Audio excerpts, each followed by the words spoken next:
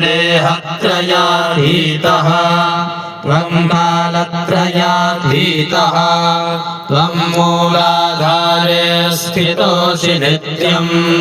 त्वं शक्तित्रयात्मकः त्वां योगिनो ध्यायन्ति नित्यं त्वं ब्रह्मा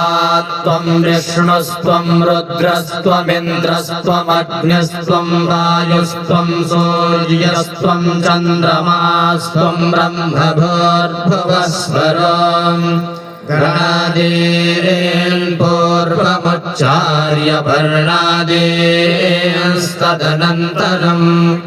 अनुस्वारः परतरः अर्धेन्दुलसितम् तारेण रुद्धम् एतत्तव मनुस्वरूपम् गकारः पूर्वरूपम् अकारो मध्यमरूपम्